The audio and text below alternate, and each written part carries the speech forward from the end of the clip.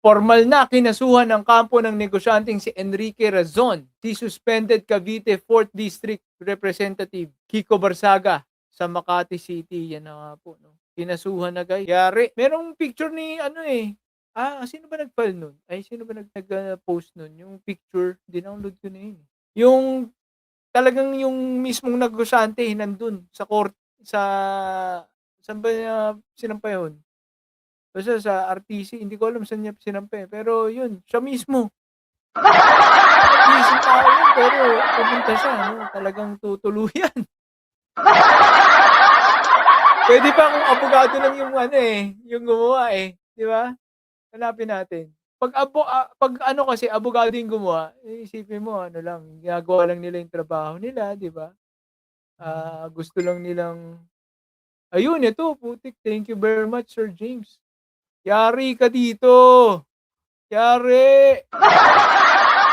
Oh, kita mo.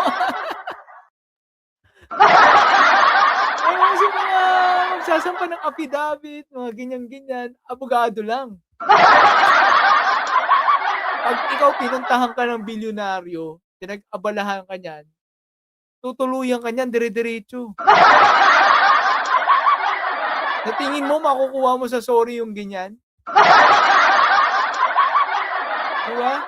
Ano po ba ang akusasyon kasi ni Kiko Barsaga? Ang akusasyon po ni Kiko Barsaga, i-re-reveal daw niya ang mga korupsyon neto ni Razon. Paano nga magiging korupsyon hindi naman politiko yan. Hindi naman politiko yan, paano naging korupsyon? Tapos sinabi niya na ito daw, nanuhol ng mga kongresista para daw manalo sa speakership nung nakaraang taon si former Speaker Martin Romualdez.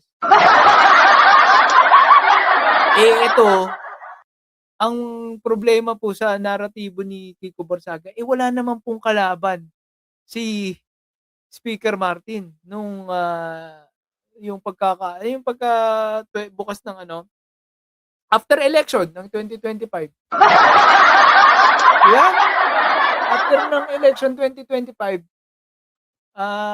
nagbotohan kung sino ang speaker ng Congress. At yun nga, majority nakuha ni Martin Romualdez, 300 plus yung boto. Hindi, mga 200 lang yata, no? 260 yata. 300 ang total ng mga kongresista. Tapos basta ang taas nung number. Kasi dati daw, yung before former Speaker Martin Romualdez, ang speakership, lang yan eh. Mga 50% lang. Yun lang, di ba? Ito, halos 70, ganyan pong 75%, ganyan po ang bumoboto kay Speaker Martin. Di ba? Kumbaga nagkakaisa talaga yung Kongreso.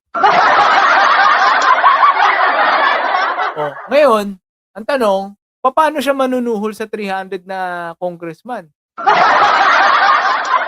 Diba? Wala namang kalaban, di ba? Kung ako yung negosyante, wala kayo sino manalo sa inyo dyan. Wala namang kalaban eh. Diba? Negosyo ka, nagpakatalino ka sa pagninegosyo para kumabig ka nga di ba? Tapos papamigay mo lang, wala namang dahilan, di ba?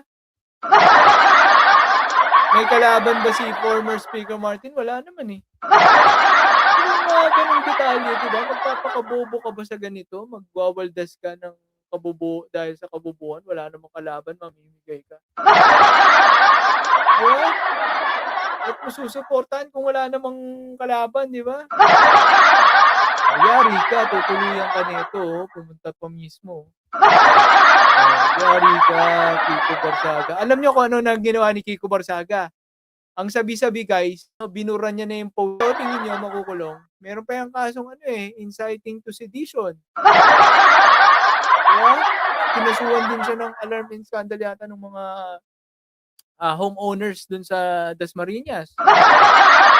Dasmariñas Village, diba? Yung nagrally sila sa harapan. Sumasagot ka pa, meow, meow, meow, meow. Di ba? Ang daming pakulo nito ni ano, Kiko Barsaga, wala namang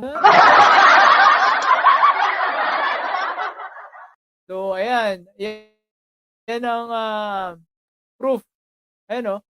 Matatandaan sa post online at public statement ni Barsaga, sinabi niya na ang kanyang dating mga kasamahan sa National Unity Party ay nakatanggap umano ng suhol mula kay Razon kapalit ng pagsuporta kay dating House Speaker Martin Romualdez. Maglabas ka ng ebidensya mo. Maglabas ka ng ebidensya mo. Yan, oh. Diba? Galingan mo yung ebidensya mo at ang libel naman daw po regardless kung totoo o hindi yan, no? Basta kung may mali siya, no? Cyber libel po yan. Yeah. Ano? May ano yan? Libelous. Si Enrique Razon ang utak sa likod ng korupsyon sa Kongreso. Akala ko pa si BBM. Akala ko pa si Martin Romualdez. Gulo ni Kiko Barsaga, biglang pumipitik eh. Ilalantad ko ang lahat sa isang talumpati pagbalik ko sa unang linggo ng Pebrero. Sigurado ka ba? Babalik ka pa sa Kongreso? Kailangan mo nga fit to work certification eh. Kailangan mo ma-check up kung ikaw ba ay physically fit. Yan, pwedeng physically fit siya, no? Kasi mapayat naman siya. Bata pa naman siya. Mentally fit, yun. Yun lang Congressman Kiko Barsaga, hindi po namin alam kung papasa ka po sa mentally fitness check, no? Meron pa yung behavioral saka yung emotional, no?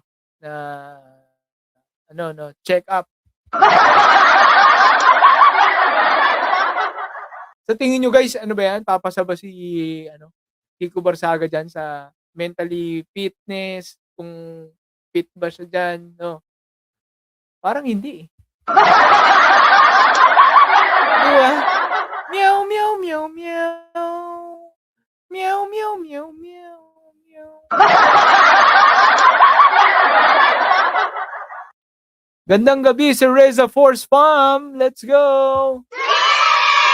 Ayan, nakakakalahati na agad tayo. Ang bilis ng oras No? Kanina nagmamaneho pa ako. Late pa tayo. Yeah. So, ayan na po magandang po yan, no? Kasi mga tao hindi matututo sa pagsasabi ng